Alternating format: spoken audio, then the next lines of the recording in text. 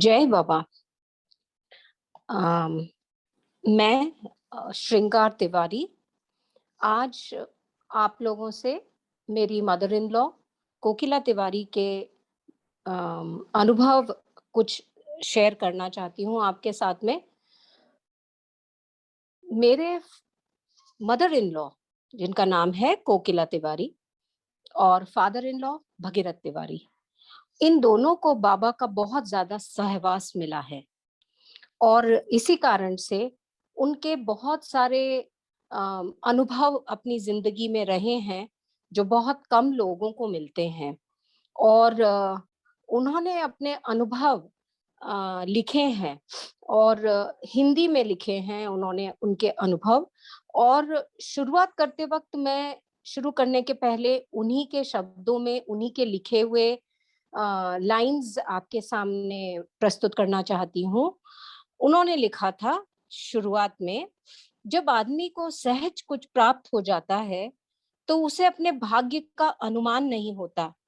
श्री बाबा का सहवास भी मुझे कुछ इस प्रकार ही मिला, जबकि हर पल मुझे एहसास होता था कि वे असाधारण हैं, असाधारण नहीं है, फिर भी हम लोग के साथ इतने सहज हो जाते थे कि कुछ क्षण के लिए हम भूल ही जाते थे कि वे सनातन पुरुष हैं, क्योंकि वे हमारी छोटी छोटी सी जरूरतों को खुद पूरा करते थे और एक फैमिली मेंबर की तरह हमारे साथ रहते थे। ये उनके अपने खुद के लिखे हुए शब्द हैं कि बाबा इतने सहज थे उनके साथ में कि उन्हें ऐसा महसूस ही नहीं होता था कि हम हमारे लिए हम हर दिन भगवान के दर्शन कर रहे हैं।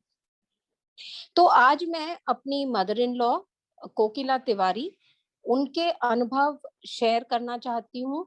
और वो बहुत ही किस्मत वाली थी कि उन्हें बाबा का इतना सहवास मिला। बाबा उनके साथ उनके हर एक उतार चढ़ाव की जिंदगी में हर वक्त बाबा ने उनको सहारा दिया, उनके साथ रहे, उनको हर मोड़ पे मदद की।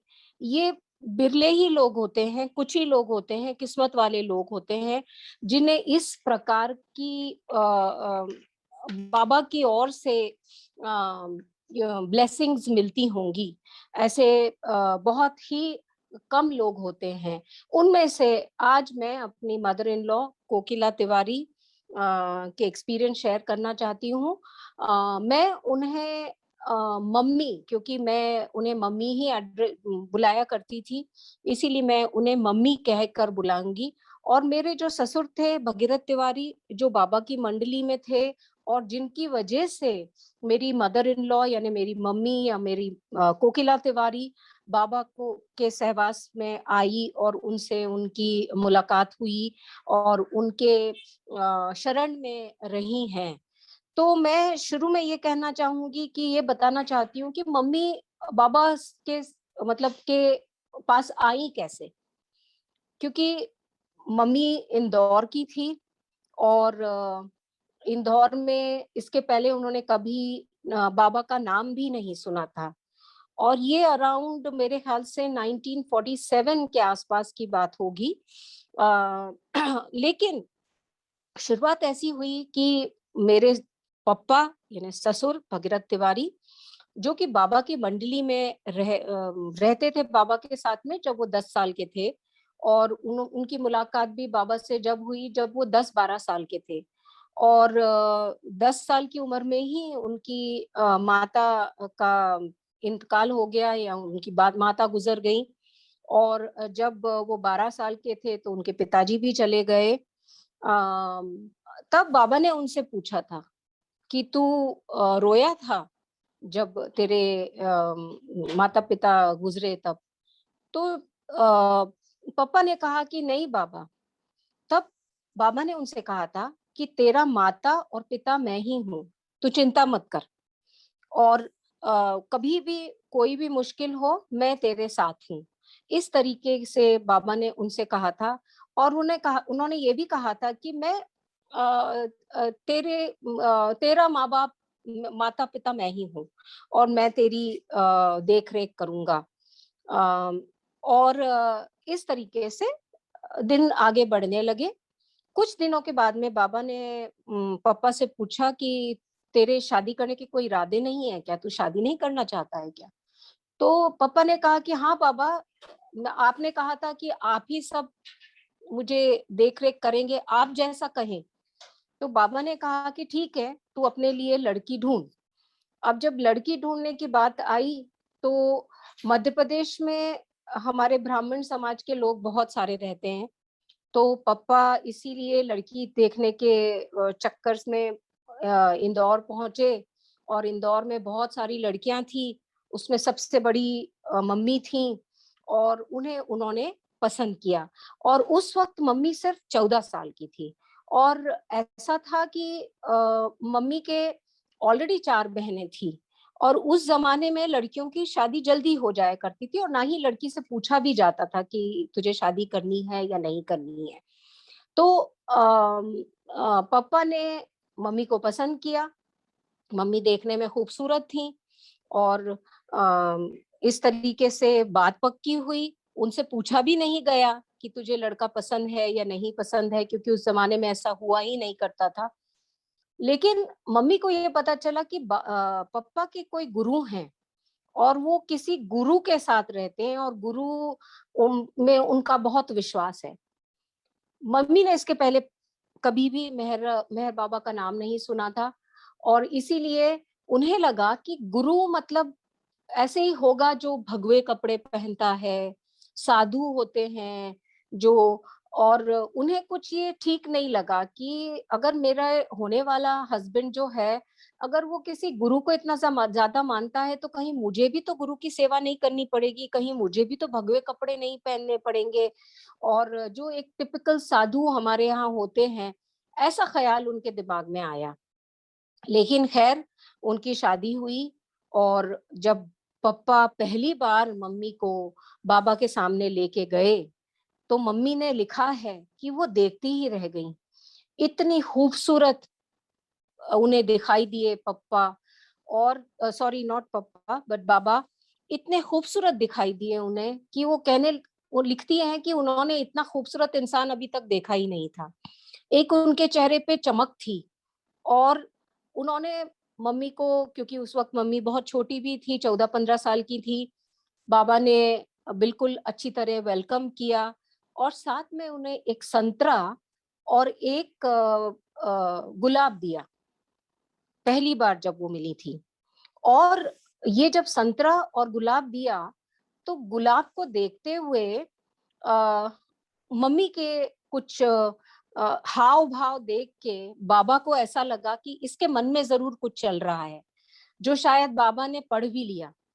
और जैसे कोई किसी के दिमाग में ये चल रहा है कि क्या आप भगवान हैं?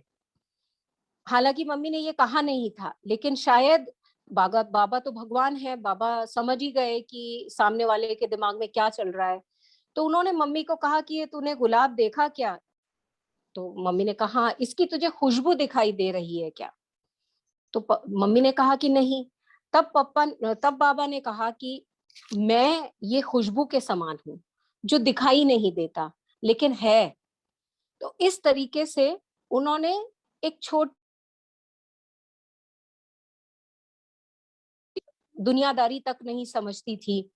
इस तरीके से बातचीत की, बिल्कुल जैसे एक छोटी बच्ची से बात की जाती है, उसी तरीके से बाबा ने मम्मी के साथ बात किया और वो फर्स्ट ही इम्प्रेशन ऐसा था कि मम्मी को ये लगा कि ज़रूर कुछ न कुछ तो एक उनमें बात थी जो अलग थी।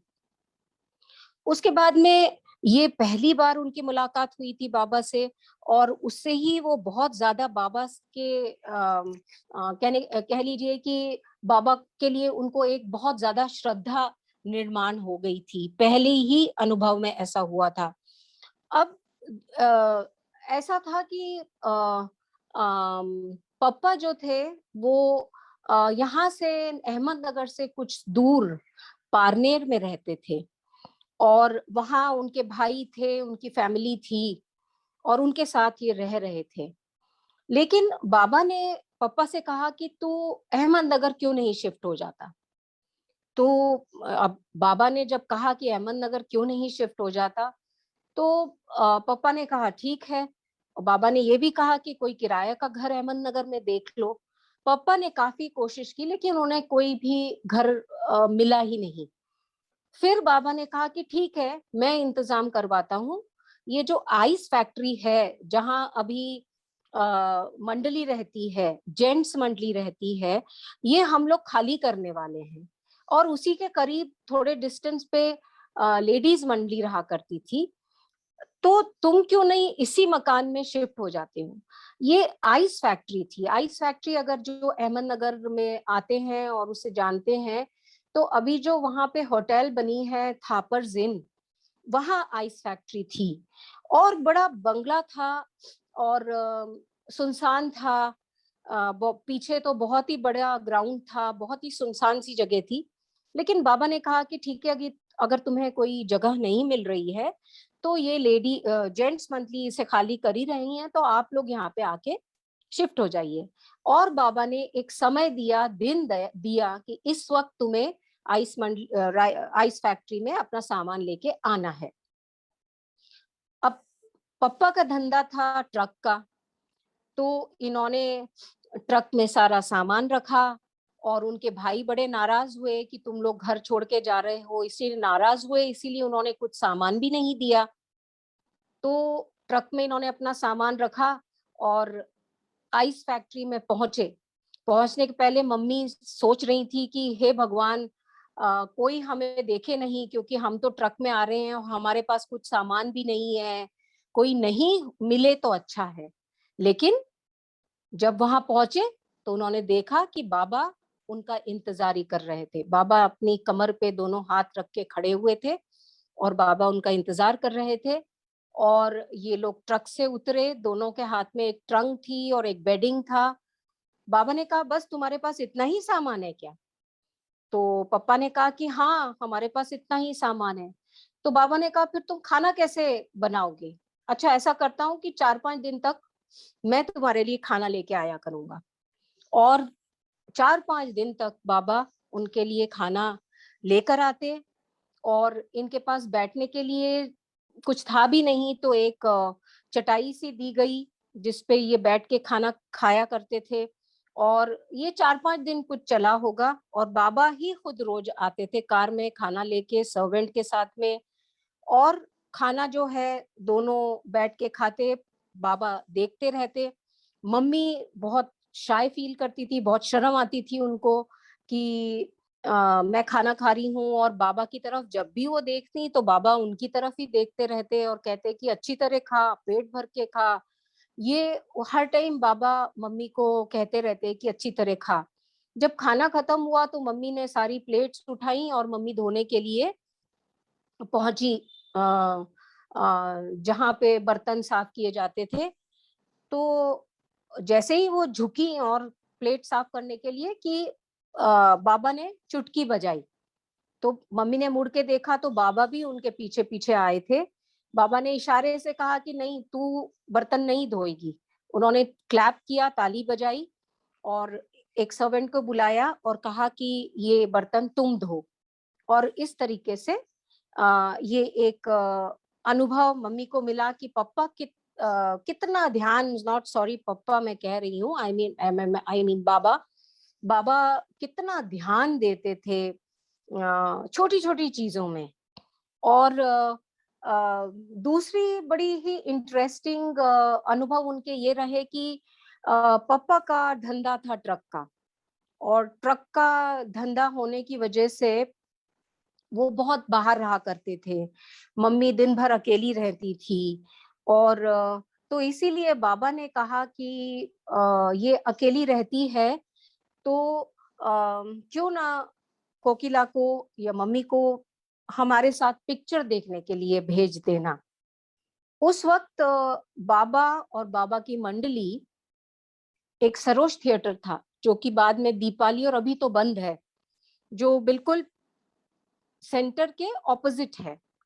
खुशरू क्वार्टर्स के जो ऑपोजिट था, वो सरोज थिएटर था और सरोज अंकल का था वो। तो वो सरोज थिएटर में बाबा पिक्चर देखते थे। वो पिक्चर भी कितनी बजे, सुबह 5 बजे। सुबह 5 बजे जब पूरा थिएटर खाली था तो उनके लिए स्पेशली फिल्म लगाई जाती थी। तो बाबा और बाबा के साथ में लेडीज मंडली ये कभी-कभी वहां पिक्चर देखते थे, और बाबा इसका सर्कुलर निकालते थे कि जिसको भी वो इनवाइट करते थे उसको सर्कुलर भेजा जाता था।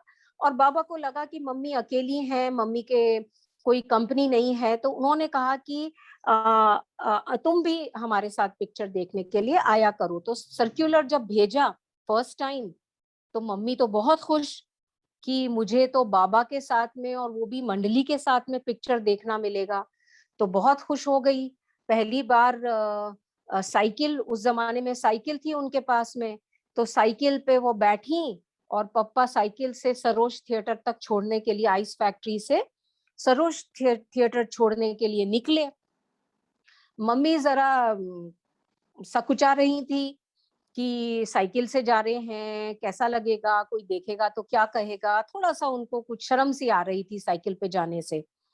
ये सोच ही रही थी, इतनी में बाबा की कार आई और कार पास में आके रुक गई।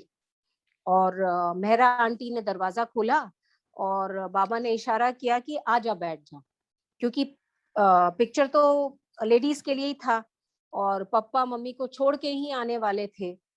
तो मम्मी बैठ गई कार में और फिर कार आगे चली सरोज थिएटर, और वहां पे पिक्चर उन्होंने देखी।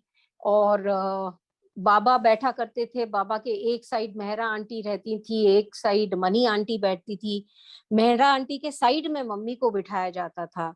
और आई थिंक उन्होंने लिखा है कि प्रिंसेस नोरेना भी स्टॉल में अकेले बैठा करती थी। तो इस तरीके से ये फिल्म मम्मी देखती थी बाबा के साथ। कभी कभी लगातार दो दो फिल्में भी देखी जाती थी। और बहुत बार उन्होंने लिखा है कि बहुत बार ऐसा होता था कि मम्मी को ज्यादातर एक रमजू भाई थे, उनकी कार से, उनकी भी बेटी थी जिब्बू, जो जिसको भी इनवाइट किया जाता था, तो वो छोड़ने के लिए मम्मी को कार से आते थे। और बाबा बाहर ही खड़े रहते थे, मम्मी को ऐसा लगता था जैसे वो उन्हीं का ही इंतजार कर रहे हैं। और फिर जब वो पहुंचते वहां पे तो बाबा साथ में ले जाके थिएटर में अंदर जाते थे, बाकी लेडीज ऑलरेडी वहां पे बैठी रहती थी। ऐसा कई बार मम्मी ने बाबा के साथ फिल्में देखी। कभी कभी बाबा घर तक भी छोड़ने आते थे। एक बार जब फिल्म खत्म हुई तो बाबा ने कहा कि शायद उस वक्त मुझे लगता है बाबा सेक्लूजन में जाने वाले थे, और उन्हें लगा कि आइस फैक्ट्री जो थी वो बहुत ही सुनसान जगह थी और उसमें अकेली रहना किसी भी लड़की का बहुत ही मतलब मुश्किल था। इसीलिए बाबा ने सोचा कि हर वक्त पापा जो हैं उनका ट्रक का बिजनेस है, बाहर रहते हैं, तो उन्होंने सोचा कि क्यों ना इनको खुसरू क्वार्टर्स में शिफ्ट कर दिया जाए। तो जब पिक्चर खत्म हुई तो बाबा मम्मी को लेके और खुशरू क्वार्टर में गए और उन्होंने कहा कि यहाँ पे रहना तुम्हें कैसा लगेगा। तो मम्मी तो बहुत खुश हो गई कि खुशरू क्वार्टर्स में, जो कि आज अहमदनगर सेंटर है जहाँ रमा आंटी राजश्री रहते हैं, वही जगह उन्होंने दिखाई और कहा कि यहाँ अगर तुम लोग रहो तो कैसा है, क्योंकि वो बहुत ही ज्यादा सुनसान जगह है आइस फैक्ट्री। मम्मी की तो खुशी की कोई सीमा ही नहीं थी। उस वहां पे मेहरा आंटी थी, मनी आंटी थी, मेहरू आंटी थी। तो मेहरू आंटी कहने लगी कि बाबा आपको नहीं लगता कि ये घर बहुत ये रूम्स बहुत छोटे हैं, या एक या दो ही रूम है। तो बाबा कहने लगे नहीं, जितना बड़ा घर होगा उतने मेहमान आएंगे। लेकिन फिर भी उनमें से किसी ने कहा कि ये तो, इसमें आप ऐसा करिए एक आध और रूम ऐड कर दीजिए। तो बाबा ने कहा कि ठीक है, एक और रूम ऐड कर देते, अब तो ठीक है ना। मम्मी के तो खुशी के ठिकाने ही नहीं थे कि वहां खुशरू क्वार्टर में रहना मिल रहा है, जो कि बहुत ही सेफ और सिक्योर जगह थी, जहाँ बाबा रोज आया करते थे। तो वो मम्मी बहुत खुश हुई वहां उस जगह रह के, क्योंकि आइस फैक्ट्री जो थी वो बड़ी सुनसान जगह थी। और वहां पे ही जब मम्मी रहती थी तब बाबा ने मम्मी को ऑर्डर्स भी दिए थे, क्योंकि बहुत छोटी उम्र थी, शायद इतनी समझ भी नहीं होती उस उम्र में। तो बाबा ने उनको ऑर्डर दिए थे और कहा था कि किसी जेंट से नहीं बात करना, एक तो ऑर्डर ये था। दूसरा ऑर्डर ये था कि आइस फैक्ट्री के पीछे कभी नहीं जाना अकेले। और तीसरा ऑर्डर ये था कि किसी के भी घर तुम मिलने जाती हो तो अपने पति के साथ यानी पापा के साथ ही जाओगी, अकेले नहीं जाओगी। और मम्मी ने ये तीनों ऑर्डर्स बिल्कुल सिंसियरली फॉलो किए, उन्होंने पालन किया उन ऑर्डर का जो बाबा ने दिए थे। और यहाँ खुशरू क्वार्टर में रह के वो बहुत खुश हो गई। ऐसा ही बाबा का मम्मी के प्रति इतना ख्याल, इतना ध्यान, कभी-कभी ऐसा लगता है कि शायद पिछले जन्म के ही संस्कार होते हैं जो हम इतने ज़्यादा जुड़ जाते हैं। और वो ही वजह थी जिसकी वजह से बाबा का हर एक चीज़ में इतना ज़्यादा ध्यान देना, तबीयत के बारे में हर वक़्त पूछते थे, घर में भी। फिर जब खुशरू क्वार्टर में ये लोग रहने लगे, तो बाबा हर वक़्त वहाँ आया करते थे। क्योंकि बाबा रहते थे मेहराजाद में, और जब मेहराबाद जाते थे तो खुशरू क्वार्टर्स बिल्कुल सेंटर में पड़ता था। इसीलिए जाते-जाते बाबा वहाँ आ जाया करते थे। और किसी भी टाइम होता था वो, कभी-कभी तो ऐसा होता था कि सुबह 7 बजे ही बाबा आते और मनी आंटी दरवाज़ा खटखटाती इनका, ये तो सोते रहते। और दरवाज़ा जब खोलते तो देखा कि बाबा खड़े हैं, लेडीज़ मंडली खड़ी है, मनी आंटी खड़ी हुई हैं। तो बाबा कहते तुम लोग अभी तक सो रहे हो? और पापा उसी टाइम सीधे दौड़ के बाथरूम में घुस जाते हो और कहते कि ऐसे बता देना कि मैं तो बाथरूम में नहा रहा था। लेकिन बाबा तो बाबा ही हैं। बाबा मनी आंटी की तरफ इशारा करके कहते, इनको बताओ हम लोग कितने बजे उठते हैं? तो मनी आंटी कहती है कि बाबा हम तो 4 बजे उठते हैं। तो इस तरीके से मम्मी को बाबा का सहवास इतना मिलता रहा। हर वक़्त वो नज़र डालते थे और अगर कुछ घर में कहीं बिस्किट के या कुछ पैकेट्स दिखते थे तो कहते थे ये भगीरथ तेरे लिए लाया है क्या? तो मम्मी कहती थी हाँ, मेरे लिए लाए हैं। तो वो हर समय कहते थे, पापा को भी कहते थे कि खुश रख इसको, ध्यान दो, खाओ-पियो, मज़ा करो, ये तुम्हारा टाइम है एन्जॉय करने का। मतलब इतना ज़्यादा ध्यान किसी का भी रखना, बहुत कभी-कभी सुन के भी ऐसा लगता है कि कितनी किस्मत है कि बाबा इतना ज़्यादा ध्यान रखें अगर आपके बारे में तो। और ऐसे ही बाबा हर वक़्त कहते थे कि इसे अच्छा खाना खिलाया कर, इस पे ध्यान दे, अगर ध्यान नहीं दिया तो टीबी हो जाएगी। ये उनका एक बार उन्होंने ऐसा कहा था। और अ, कुछ ऐसा हुआ कि मम्मी को बुखार आने लगा, बीमार रहने लगी वो। और इतनी ज़्यादा बीमार रहने लगी कि ये सोचा गया कि अपने पिताजी के पास ये रहे तो ज़्यादा अच्छा है। तो मम्मी को पापा इंदौर छोड़ के आए इलाज के लिए। और रोज उन्हें फीवर आता था, टेम्परेचर रहता था। डॉक्टर ने देखा, डॉक्टर ने जब टेस्ट किए, एक्स-रे लिया तब पता चला कि उनको तो टीबी है। और उस वक़्त टीबी बहुत ही खतरनाक बीमारी थी, बहुत कम लोग उससे बचते थे। तो जब टीबी की खबर सुनी तो पूरे घर में सन्नाटा-सा छा गया। और सब परेशान हो गए, डॉक्टर्स भी परेशान हो गए। और उनके अपने खुद के मामा जो फॉरेन से एमएस करके आए थे, उन्होंने जब देखा तो उन्होंने भी कहा कि अभी ये इलाज जो है बहुत ध्यान से करना पड़ेगा। क्योंकि टीबी उस वक़्त टीबी के पेशेंट्स बचते ही नहीं थे, ज़्यादातर लोगों की जिनको भी टीबी होती थी, ये मेरे ख़्याल से 1950 51 की बात होगी। तो उस टाइम बचता ही नहीं था कोई। अब मम्मी बड़े परेशान हो गई, पापा उनको छोड़ के अहमदनगर वापस आ गए। तो ऐसा भी हुआ कि रोज इंजेक्शंस लगते थे और जो डॉक्टर उनके पास आता था, वो इंजेक्शन लगा के एक दिन कहने लगा कि अगर तुमने अच्छी तरह से दवाई ली, तो तुम कम से कम 10 साल तो जी सकती हो। अब जब ये सुना उन्होंने कि सिर्फ ये 10 साल जीने की ही बात कर रहे हैं, तो वो बड़ी परेशान हो गई मम्मी। मम्मी ने बाबा को चिट्ठी लिखी। और जिस दिन चिट्ठी लिखी, वो कहती हैं कि मेरे ज़िंदगी में सिर्फ ये एक ही मिरेकल हुआ है और एक ही बार सपना आया जब वो बहुत परेशान थी, रिश्तेदार भी सब आस-पास आ जाते थे। कई तरह की बात करते हैं लोग कि बहुत यंग है, अगर डेथ हो गई तो हस्बैंड वापस शादी कर लेगा, और ऐसी बहुत सारी नेगेटिव बातें उनको सुनने में आ पड़ रही थी और वो बहुत परेशान थी। जब सोई वो तो उन्हें एक सपना आया। उन्हें इसके बाद कभी ज़िंदगी में ऐसे सपने कभी नहीं आए। ये उनकी ज़िंदगी में सिर्फ़ एक ही बार उन्होंने सपना देखा और सपने में उन्हें बाबा दिखाई दिए। और बाबा बाकायदे उनको दिखाई दिया कि पिंक कलर का शर्ट पहने हुए थे, और बाबा को देखते से ही ये दौड़ के गले लग गईं, और बाबा ने उनके सिर पे हाथ रखा और कहा, क्या हुआ? तो इन्होंने कहा कि बाबा मुझे टीबी हो गई है।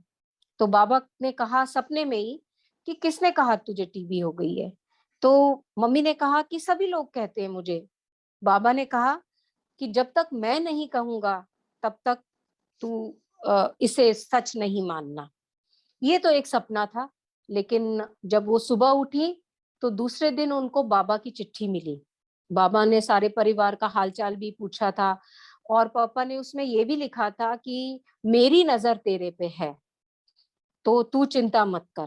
जब ये उनको सपना दिखना, सपने में पापा का सॉरी बाबा का आना, और तो एक तरीके से उनके अंदर जैसे एनर्जी आ गई, और उस दिन से उन्होंने चैलेंज किया कि मैं बिना दवाई के भी ठीक होके दिखाऊंगी।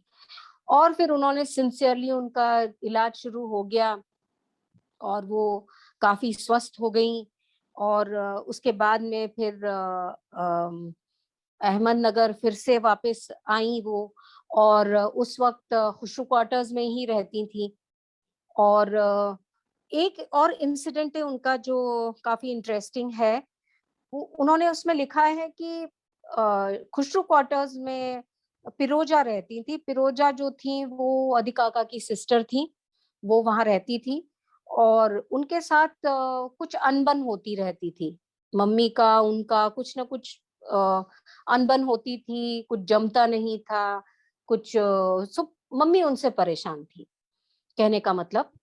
तो मम्मी ने बाबा को चिट्ठी लिखी कि मैं मुझे ये बहुत परेशान करती है, मैं बहुत दुखी हूँ, और जो भी सारी चीज़ें डिटेल में लिखी कि क्या होता है, किस वजह से मैं परेशान हूँ। उसलिए बाबा फिर खुशरू क्वार्टर्स आए, और बाबा ने मम्मी को भी बुलाया, फिरोजा को भी बुलाया, और कहा कि तुम अपनी पुरानी गिले-शिकवे भूल के तुम एक-दूसरे के गले लग जाओ। मम्मी को आया गुस्सा, मम्मी गले मिलने के लिए तैयार नहीं थी। मम्मी ने कहा कि मैं क्यों गले मिलूं? बाबा नाराज हुए, बाबा ने गुस्सा किया, बाबा के हिसाब से जो कुछ हुआ उसे भूल जाओ और अब तुम गले मिलो। लेकिन मम्मी को तो नाराजगी थी। मम्मी नाराज हुई कि भाई बाबा, उन मम्मी को ये लग रहा था कि अगर बाबा भगवान हैं, तो बाबा को तो पता होना चाहिए कि कौन गलत है, और बाबा ने इन्हें डाँटना चाहिए था, इन्हें समझाना चाहिए था, ऐसा क्यों नहीं कर रहे बाबा? तो मम्मी नाराज़ होके अलग हट के खड़ी हो गई, खुशरू क्वार्टर्स में, और बहुत सारे लोग आते रहे, बाबा से मिलते रहे, लेकिन मम्मी नाराज़ थी। खड़ी रही एक कोने में कि अब मैं नहीं बाबा के पास जाऊँगी, बाबा ने जस्टिस नहीं किया है। लेकिन भगवान तो भगवान ही है।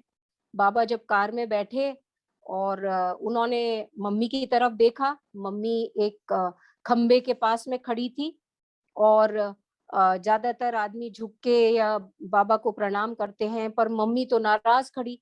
बाबा ने उनकी तरफ स्माइल किया और एक हैंकी निकाला, और जाते-जाते उनको देख के ऐसे हिलाते हुए गए, बाय-बाय करते हुए गए मम्मी की तरफ हँसते हुए। तब मम्मी को ध्यान में आया कि हम कितने नासमझ हैं। हम भगवान की लीला को नहीं समझते, हम ये नहीं समझते, और उन्हें ध्यान में आया कि मैं किस तरीके से बिहेव कर रही थी, और बाबा ने फिर भी उस चीज़ को अनदेखा करके स्माइल किया और बाय-बाय करते हुए निकल गए। तो भगवान का एक अलग तरीका होता है हमें सिखाने का, शिक्षा देने का, जिसे हम समझ नहीं पाते, और मम्मी को तो वो सब बहुत ही सहज रूप में उपलब्ध था। और इसी तरीके से बहुत सारे इंसिडेंट्स हैं उनकी ज़िंदगी में, जैसे कि पापा क्योंकि बहुत ज़्यादा उनका ट्रक का बिज़नेस था और वो बाहर जाते रहते थे। कभी-कभी ऐसा होता था कि 5-5 6-6 दिन हो जाते थे और वो घर पे नहीं आते। मम्मी अकेली रहती थी, इंतज़ार करती रहती कि अब आएँगे, बहुत परेशान रहती। तो फिर बाबा को जब ये पता चला तो बाबा ने पापा को ऑर्डर दिया कि 3 दिन से ज़्यादा अहमदनगर से बाहर तुम नहीं रहोगे। तो ये एक तरीके से मम्मी के लिए वरदान था, क्योंकि कहीं भी अगर पापा जाते हैं तो उन्हें 3 दिन के पहले किसी भी हालत में घर पे आना ही था, क्योंकि वो बाबा का ऑर्डर था। और दोनों के स्वभाव ऑपोज़िट थे। पापा जो थे वो एक तरीके से बहुत ही खुशमिजाज, हरफन-मौला किस्म के थे और उनको समय का इतना वो नहीं था, कभी खाना अगर है, तो दोपहर का खाना 3 बजे खाया जा रहा है, रात का खाना 12 बजे कहा खाया जा रहा है। लेकिन उनको उनको हर वक़्त अदी काका भी कहते थे कि घर पे जल्दी आया करो। क्योंकि मम्मी बहुत परेशान होने लगती थी, रोने लगती थी। तो पापा भी अपने रात में लेट ही आते थे, तो लेट आते थे तो चुपचाप अपना जूते निकाल के अंदर घर में घुसते ताकि किसी को पता ही नहीं चले कि ये लेट आ रहे हैं। एक बार तो ऐसा भी हुआ कि बाबा ने कहा कि कोकिला के साथ समय बिताया कर। लेकिन बाबा की कार निकली और पापा का वहाँ हाज़िर होना, ये देख के बाबा को गुस्सा आया। बाबा ने पापा को अपने करीब बुलाया और उनके कान मरोड़े, "यहाँ क्या कर रहा है? जा, कोकिला के पास जा।" इस तरीके से उन्होंने पापा को भी डाँटा कि अब समय जो है वो अपनी वाइफ़ को देना बहुत ज़रूरी है। तो इस तरीके से मम्मी को बाबा का इतना ज़्यादा सहवास मिला हर वक़्त। और जब उनको टीबी भी हो गई तो समय-समय पर बाबा दवाइयाँ भेजते रहे। उनको ये भी कहते रहे कि सुबह उठ के 1 चम्मच मक्खन और शक्कर ये सुबह उठ के सबसे पहले खाया करो। दूसरी बात उन्होंने मम्मी को कहा था कि घर में चप्पल पहनो। पुराने ज़माने में अब हमारे यहाँ इंडिया में ये सिस्टम है कि हम घर के बाहर चप्पल निकाल देते हैं और घर में चप्पल नहीं पहनते। लेकिन बाबा ने मम्मी को ये कहा था कि तुम घर में भी चप्पल पहनोगे। तो शायद वजह ये थी कि तबीयत का ख़्याल रखना उतना और इसीलिए वो चप्पल घर में प पहना करती थी। तो ऐसी छोटी-छोटी बातें, दवाइयों का भेजना, हर वक़्त वो पापा जो है बाबा जो है दवाई भेजते थे मम्मी को टॉनिक्स भेजा करते थे और एक इंसिडेंट मम्मी ने ये भी अपने इसमें लिखा है एक्सपीरियंस में लिखा है कि जब पहली बार भी वो बाबा ने मेहराबाद बुलाया उनको और तब ये वहाँ पहुँची तो बाकी सब लोग तो अलग रास्ते से चले गए, वहाँ पे कव्वाली कुछ होने वाली थी जिसको सुनने के लिए लेडीज़ मंडली भी आई थी। लेकिन बाबा खड़े वहाँ इंतज़ार कर रहे थे। ऐसा लग रहा था जैसे मम्मी के लिए इंतज़ार कर रहे हों।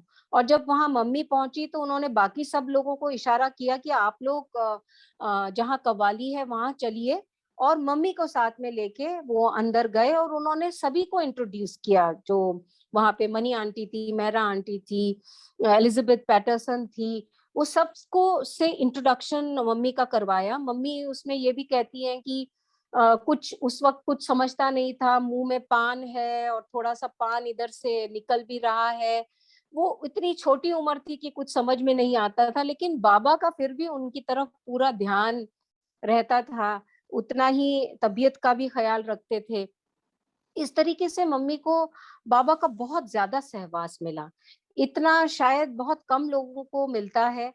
बाबा जब 1969 में बहुत बीमार हो गए, तब बाबा ने चिट्ठी लिख के लिखवा कर मैसेज भिजवाया था कि मुझे कोकिला की बनाई हुई दाल खानी है। और ये करीब मेरे ख़्याल से 21st जनवरी की बात होगी 1969 और उस दिन मम्मी ने दाल बनाई और बाबा को भेजी और बाबा ने वो दाल टेस्ट की और मम्मी का कहना था कि उसके बाद से मम्मी की दाल जो है बहुत टेस्टी बनने लगी। मम्मी बहुत अच्छा खाना बनाया करती थी, लेकिन उनका कहना था कि बाबा की ये दाल चखने के बाद से उनकी दाल में एक अलग-सा स्वाद भी आया और 31 को तो बाबा शरीर छोड़ चुके थे, लेकिन ये 21 तारीख को उन्होंने ये जो मम्मी से दाल बनवाई थी और उसको टेस्ट भी उन्होंने करी थी। तो मम्मी को बाबा का बहुत ज़्यादा सहवास मिला और वो इतना नेचुरल था कि कभी उनको ऐसा महसूस ही नहीं होता था कि हम भगवान के साथ हैं। और जब खुशरू क्वार्टर्स में थे तो बाबा हर वक़्त आया करते थे, सुबह को आते थे, कभी-कभी दोपहर, शाम कोई टाइम नहीं होता था। और मम्मी ने अपने एक्सपीरियंस में ये भी लिखा है कि उस वक़्त उनका बेटा शायद 1 या डेढ़ साल का था या छोटा ही था, 2 साल का था और उस वक़्त वो दौड़-दौड़ के जाता, फूल तोड़ के लाता और बाबा को देता। उनका लड़का यानी मेरे हस्बैंड ही राजन तिवारी की बात कर रही हूँ मैं।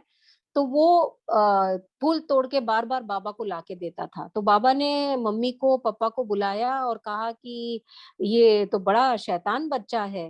अगर तुम्हारे ज़्यादा बच्चे हो गए तो क्या करोगे? सिर्फ़ एक ही रहने देना। ये बाबा ने सिर्फ़ कहा कि एक ही रहने देना और इन्होंने उनकी आज्ञा का पालन किया और एक ही उन्हें लड़का रहा राजन तिवारी। और तो कहने का मतलब है कि बाबा के दिए हुए ऑर्डर्स, बाबा के दिए हुए शब्दों का उन्होंने पूरी तरीके से पालन किया और शायद ये भी एक वजह थी जो उनको बाबा की इतनी ज़्यादा ब्लेसिंग्स मिलती थी। बाबा के जाने के बाद भी मेहराजाद मंडली जो थी, उतना ही ध्यान उन्हें उनकी तरफ रखती थी। मुझे याद है शादी के बाद भी साल में कम से कम 2 या 3 बार मेहराजाद मंडली हमारे यहाँ आया करती थी खाने के लिए। उनका पूरा ध्यान था मम्मी की हेल्थ की तरफ, तबीयत की तरफ। बाबा के जाने के बाद भी उतना ही ध्यान पूरी मंडली ने भी दिया। चाहे उनका कोई ऑपरेशन होता, उस वक़्त भी गवेर आंटी ऑपरेशन थिएटर में हाज़िर थी। तो कहने का मतलब है कि शायद ये उनकी किस्मत थी कि उनको बाबा का इतना सहवास मिला और इतना ध्यान बाबा ने दिया जो बहुत किस्मत वालों को मिलता है। ऐसे और भी 2-3 किस्से हैं जहाँ हर जगह ये महसूस होता है कि चाहे मम्मी का कोई इंटरेस्ट हो, मम्मी को गाने का शौक था, डांस करने का शौक था और बाबा ने उस पे ध्यान दिया। बाबा ने ये पूछा कि क्या करना चाहते हो? और मम्मी ने कहा कि मैं डांस की शौकीन हूँ। तो उन्होंने पापा से कहा था कि इसके लिए कोई डांस टीचर ढूँढ। लेकिन उस वक़्त डांस टीचर इतने ईज़िली अवेलेबल नहीं हुआ करते थे। तो बाद में ये सोचा गया क्योंकि मम्मी की आवाज़ भी अच्छी थी, इसीलिए फिर म्यूज़िक टीचर ढूँढा गया और घर पे म्यूज़िक टीचर आता था उनको सिखाने के लिए। बाद में उन्होंने कुछ परीक्षाएँ भी दी, गाती भी थी, शायद आप लोगों ने उनका गाना भी सुना होगा। तो नगर सेंटर में भी गाती थी और 31st को हर 31st को उनका गाना ज़रूर एक होता ही था। शायद 9 सुबह मॉर्निंग 9 बजे के आसपास। तो उन्होंने गाने की शुरुआत अब ये भी इच्छा बाबा हर चीज़ का ध्यान रखते थे कि अकेले नहीं जाना।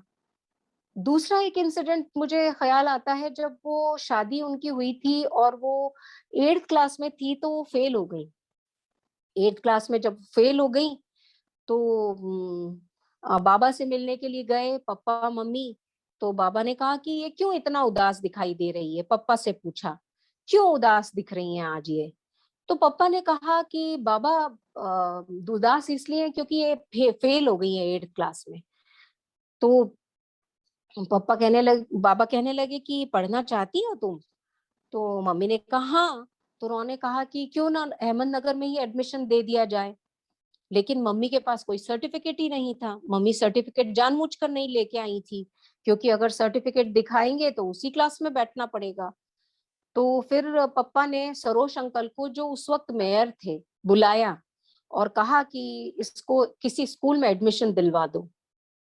तो सरोज अंकल ने कहा कि बिना सर्टिफिकेट के एडमिशन नहीं मिल सकता है। सर्टिफिकेट होना बहुत ज़रूरी है। तो बाबा ने कहा था कि ऐसा कैसा मेयर है तू अगर बिना सर्टिफिकेट के एडमिशन नहीं दिलवा सकता है तो। तो आखिरकार मम्मी को एक स्कूल में एडमिशन मिला लेकिन मम्मी वो स्कूल में सिर्फ ये 2 या 3 दिन ही गईं, क्योंकि वो पूरी मराठी में एजुकेशन था और संस्कृत भी था उसमें। ना कभी उस वक्त इनको मराठी भी नहीं आती थी, संस्कृत भी नहीं आती थी, तो बहुत मुश्किल हुआ 2-3 दिन भी जाना, और उसके बाद उन्होंने ये स्कूल जाना ही छोड़ दिया। तो मेरा कहने का मतलब ये है कि बाबा को हर एक छोटी-छोटी चीज़ों पे उनका ख़यालात रखते थे वो, कि किस तरह आज भी हमारे घर में भी जब बाबा की दी हुई एक मार्बल की टेबल है, ड्रेसिंग टेबल है, जो खुसरो क्वार्टर्स में बाबा ने ऑलमोस्ट फर्निश्ड हाउस उनको दिया था। तो बाबा की इतना बाबा का ध्यान रहा है मम्मी के ऊपर, जो सिर्फ नसीब वालों को ही मिलता है, इतना ज़्यादा ख़्याल रखना। और जिस तरीके से बाबा ने ख़्याल रखा है, उससे ये महसूस होता है कि एक तरीके से बाबा कुछ सिखाना चाह रहे थे, कि ज़िंदगी को कैसे जीना चाहिए, किन चीज़ों को हमें महत्व देना चाहिए, क्या चीज़ें महत्वपूर्ण है इस ज़िंदगी में। अगर हम बहुत ध्यान से देखते हैं तो बाबा का संतरा देना और गुलाब का देना, एक तरीके से संतरा शायद इसलिए दिया कि ये बहुत ज़रूरी है इंसान को तबीयत का ख़्याल रखना, क्योंकि बाद में मम्मी को 2 बार टीबी हुआ और शायद ये एक मिरेकल ही था कि उनको दोनों बार ही कुछ उनका इलाज हुआ, और बाबा ने ही पूरा डायरेक्शन दिया कि किस तरीके से खाना देना चाहिए और किस तरीके से उनकी सेहत का ध्यान देना चाहिए, कौन-सी टॉनिक्स लेना चाहिए। तो अंत में मैं यही कहना चाहूँगी कि मम्मी बहुत किस्मत वाली थी कि उन्हें बाबा का इतना अ, सहवास मिला, इतना आशीर्वाद रहा बा उनके सर पे, और यही कुछ उन्होंने अपने ही शब्दों में लिखा हुआ है जो आज मैं आपको बता रही हूँ। मैंने ऑफ कोर्स उनसे सुना भी है, ये सारे किस्से सुने हुए हैं, लेकिन ये सब अ, उनके साथ हुआ है, बाबा ने इतना उनका ख़्याल रखा है, ध्यान रखा है, ये उनकी किस्मत थी जो उनको इतना सहवास मिला। जय बाबा।